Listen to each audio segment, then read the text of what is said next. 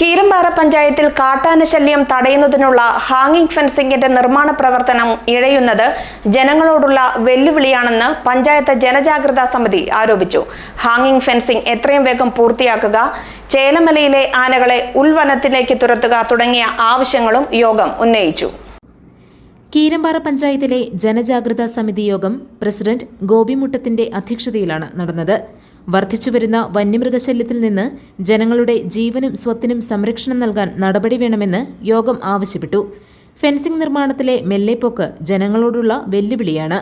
Fencing നിർമ്മാണം അടിയന്തരമായി പൂർത്തീകരിക്കുക, ഫെൻസിംഗിന്റെ ഇരുവശത്തുമുള്ള മരങ്ങൾ മുറിച്ചു നീക്കുക, ചേലമലയിൽ തങ്ങുന്ന ആനകളെ ഉൾവനത്തിലേക്ക് തുരത്തുക, വാട്ടർ സ്ക്വാഡ് ആരംഭിക്കുക, സോളാർ ലൈറ്റുകൾ സ്ഥാപിക്കുക, അടിക്കാടുകൾ വെട്ടുക, വന്യമൃഗങ്ങൾ മൂലം കൃഷിനാശം സംഭവിച്ചവർക്ക് നഷ്ടപരിഹാരം നൽകുക തുടങ്ങിയ ആവശ്യങ്ങളും യോഗം ഉന്നയിച്ചു. DFO രേഖാമൂലം നൽകിയ ഉറപ്പുകൾ പാലിക്കണമെന്നും ആവശ്യപ്പെട്ടിട്ടുണ്ട്.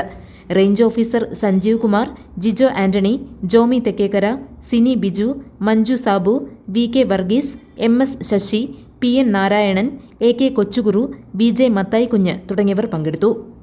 GTV news, Keerampara.